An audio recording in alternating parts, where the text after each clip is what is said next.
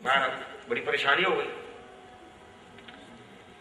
बहरहाल उन्होंने कहा अच्छा चलो पता करते हैं वो किस हाल में। पता किया तो उन्होंने कहा इधर उधर से सब मालूमात की तो पता चला कि दोस्त अहबाब ने खबर दी कि हमें कुछ पता नहीं है कि आका का क्या हाल है, कोई खबर नहीं। हज़रत सैयदना अबू बकर सिद्दीक़ रज़ियल्लाहु अन्हु ने फरमाया कि तुम ऐसा करो, हज़रत उम्मे जमील बिन्तुल खत्ताब के पास जाओ और उनसे हजूर नबी करीम सल्लल्लाहु अलैहि वसल्लम के बारे में पूछ कर आओ। आपकी वालदा उम्मे जमील के पास गई और अबू बकर का माजरा बयान किया।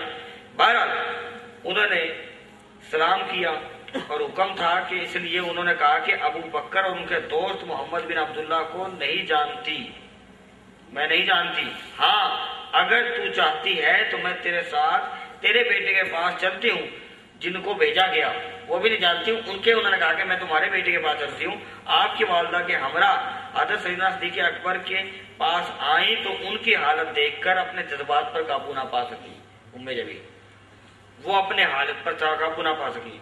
उन्होंने कहा मुझे उम्मीद है कि अल्लाह ताला से कि तुम्हारा बदला जरूर लिया जाएगा। आपने फरमाया इन बातों को छोड़ो, मुझे बदले की कोई फिक्र नहीं, मैं इस बदले के लिए नहीं रो रहा। जब कोई दूसरा बंदा आता है वो तर्स खाता है कि इनको इतना मार दिया, इतना कुछ कर दिया है, तो जिन्होंने इतना हालत ये जहां तक पहुंचे तो इन पर तरस आ जाता है दूसरे बंदे को, तो फिर इसका बदला लिया जाएगा, तुम्हारा ये हाल होगा। तो हज़रत सिद्दीक़ अकबर ने फरमाया कि मुझ पर तरस ना खाओ, मुझे बदले की कोई फिक्र नहीं है, मुझे तो फिक्र इतनी है कि मेरे आका कैसे हैं, उनका पता बताओ, मैं इस फिक्र में नहीं हूँ। फरमाया कि माँ रसूलुल्लाह सल्लल्लाहु अलैहि वसल्लम मेरे रसूल कैसे हैं ये बताओ। उन्होंने इशारा किया कि आपकी वालदा सुन रही है, तुम ये क्या बात कर रहे हो, वो नाराज हो जाएंगी।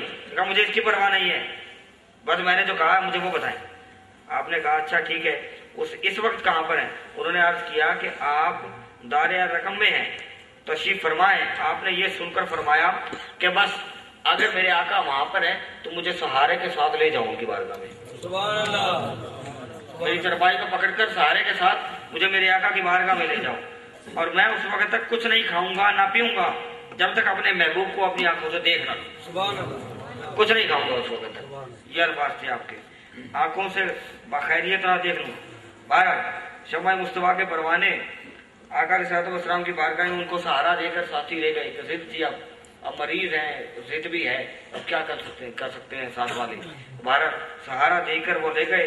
आशिक ज़ार को झुककर आका अलैहिस्सलाम ने जब देखा तो उनकी बारगाह में लेकर गए और 10 बंदों ने हज़रत सैयदना सिद्दीक़ अकबर को पकड़ा हुआ है।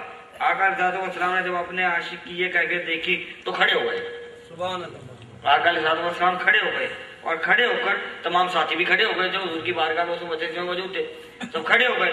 आका अलैहिस्सलाम ने खड़े होकर और उनको झुककर थामा, हज़रत सिद्दीक़ अकबर को झुककर थामा और फिर आका अलैहिस्सलाम उनके बोझ से लेने लगे, अपने दीवाने के बोझ से लेने लगे।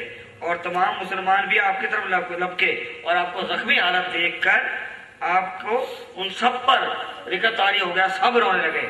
आपने अर्ज किया हज़रत सिद्दीक़ अकबर ने कि आका इन बातों का अब टाइम नहीं है, सिर्फ मेरी एक अर्ज है वो सुन लीजिए कि मेरी वालदा आ गई है, दुआ फरमाए कि ये भी ईमान वाली हो जाए। कि मुझे तुम्हारी दुनिया में 3 चीजें पसंद है, खुशबू, और नबी के फरमाया नेक खातून और नमाज जो मेरी आंखों की ठंडक है। मुझे तुम्हारी दुनिया में ये 3 चीजें पसंद है। खुशबू तो हुजूर तो आते हैं तो खुशबू आ जाती है, तो आप फरमाते हैं खुशबू, नेक खातून और नमाज जो मेरी आंखों की ठंडक है।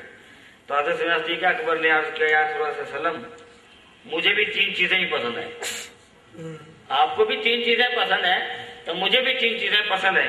वो क्या है कि बस आपके चेहरे को तकते रहना। सुभान अल्लाह, सुभान अल्लाह। आपको खुशबू, नेक खातून, नमाज पसंद है, मुझे बस ये पसंद है 3 चीजों में से एक चीज कि आपके चेहरे को बस तकते रहना, ये पसंद है। और जो भी मुझे अल्लाह पाक ने अता किया, अपनी नेमतों के खजाने अता फरमाए, माल और दौलत अता फरमाया, जो भी वो आपका दिया था आपके कदमों में निछावर कर देना। और जो मुझे बेटी दे दी वो भी आपके कदमों में भेज दी, वो आपके कदम आपको दे दी, वो भी। ये मुझे ये 3 चीजें आपकी दुनिया में पसंद है। आपके चेहरे को तकते रहना, उनकी नमाज तो हुजूर को तकना थी ना, वो हुजूर की आंखों की ठंडक है, लेकिन उनकी आंखों की ठंडक तो, उनकी नमाज तो वो مسئلہ تو یاد مصطفیٰ ہے، ٹھیک ہے نا. ہمارے لیے یاد مصطفیٰ مدینہ ہے. مدینہ نہ ہوتا تو پھر کچھ بھی نہ ہوتا. پھر یہ ساری پھر مشکلیں سب حائل جو ہم سب میں ہے وہ مدینہ، سب مصیبتوں پر حائل جو ہے وہ صرف مدینہ ہے. ہمیں دنیا میں جو پسند ہے تو وہ سرکار کا مدینہ ہے. ہمیں اس دنیا میں جو پسند ہے وہ سرکار کا مدینہ ہے. یہ دنیا ایک سمندر ہے مگر ساحل مدینہ ہے. یہ دنیا ایک سمندر ہے مگر ساحل مدینہ ہے. ہر ایک موج بلا کی راہ نہایت مدینہ ہے. اور زمانہ دھوپ اور چھاؤں ہے بس ایک بستی میں. زمانہ دھوپ اور چھاؤں ہے بس ایک بستی میں. یہ دنیا جل کے بجھ جاتی مگر شامل مدینہ ہے. یہ دنیا جل کے بجھ جاتی مگر شامل مدینہ ہے. اور مدینے کے مسافر تجھے پہ میرے جان و دل قربان. مدینے کے مسافر تجھے پہ میرے جان و دل قربان. تیری آنکھیں بتاتی ہیں تیری منزل مدینہ ہے. تیری آنکھیں بتاتی ہیں تیری مصطفیٰ آمد مصطفیٰ چہرائے بددعا. اور شرف مجھ کو بھی حاصل ہے محمد کی غلامی کا. شرف مجھ کو بھی حاصل ہے محمد کی غلامی کا. وہ میرے دل میں رہتے ہیں میرا دل بھی مدینہ ہے. وہ میرے دل میں رہتے ہیں میرا دل بھی مدینہ ہے. اور کرم کتنا ہے فقری ان کی ذات کا مجھ پر. کرم کتنا ہے فقری ان کی ذات کا مجھ پر کہ میں اتنی دور ہوں لیکن مجھے حاصل مدینہ ہے. اتنی دور ہوں لیکن مجھے حاصل مدینہ ہے. یہ دنیا ایک سمندر ہے مگر ساحل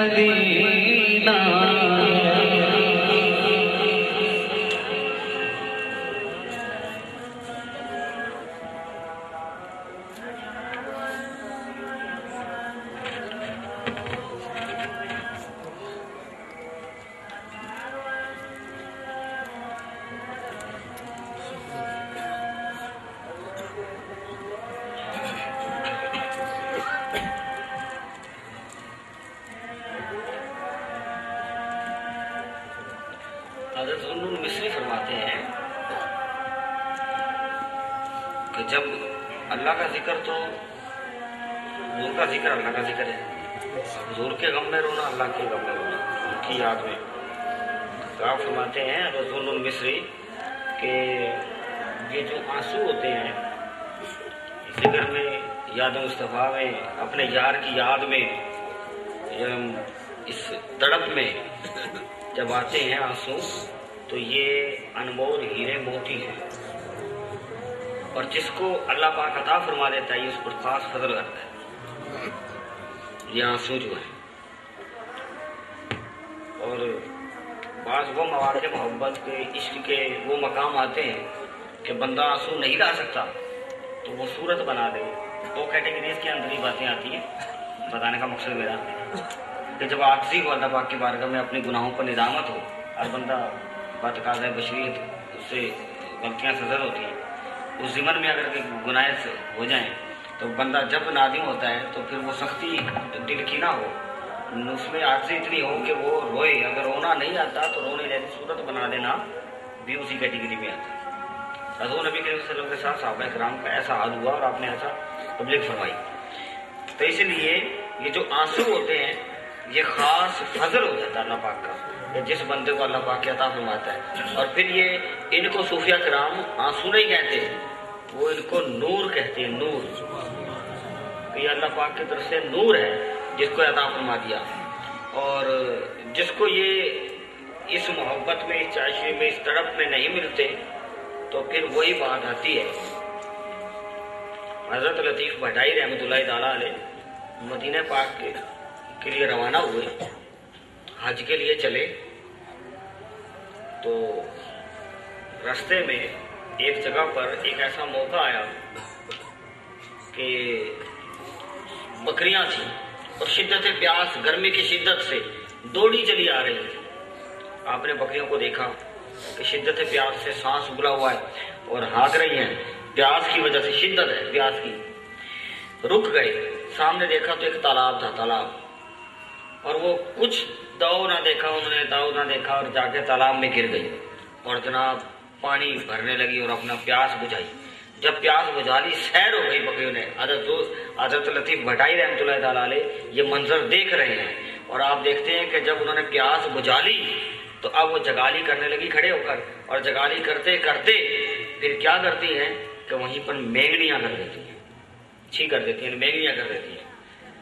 آپ زاروں قطار رونا شروع کر دیتے ہیں، حضرت لطیف بھٹائی زاروں قطار رونا شروع کر دیتے ہیں۔ تو آپ جب زاروں قطار روتے ہیں تو اپنے مولا کی بارگاہ میں عرض کرتے ہیں، مولا حج کے لیے جا رہا ہوں اور مدینے والے کی بارگاہ میں جا رہا ہوں، یہ میرے جو طرف ہے، میری جو آگ ہے، یہ اتنا اضافہ ہے کہ میں بس اپنے سرکار سے مل لوں، مدینے والی سرکار سے جا کے اس طرف میں جا رہا ہوں، حج کرنے کے لیے جا رہا ہوں، لیکن جو تمنا ہے یار کی ملاقات کی، اس طرف کو لے کر جا رہا ہوں اپنے ساتھ۔ لیکن میں نے بکریوں کو دیکھ لیا ہے، جب تک ان کی ایک تڑپ تھی، پیاس تھی، کہ شدت تھی کہ میں پیاس سے شدت ہو رہی ہے، تو انہوں نے کچھ نہیں دیکھا، نہ ادھر نہ ادھر نہ کدھر، ایک ہی طلب تھی فقط کہ کسی طریقے سے پانی مل جائے۔ جب پانی مل گیا، وہ طلب پیاس ختم ہو گئی، تو انہوں نے وہیں پر مینگنیاں کر دی، اس کی قدر نہ کی، اس پیاس کی، اس تڑپ کی، اس شدت کی، تڑپ ختم ہو گئی، اس کی قدر نہ کی اور وہیں پر مینگنیاں کر دی۔ آپ نے مناجات کی مولا کی بارگاہ میں، مولا میں بھی تیری بارگاہ میں جا رہا ہوں اور میں تیرے یار سے ملنے جا رہا ہوں، ملاقات کے لیے جا رہا ہوں،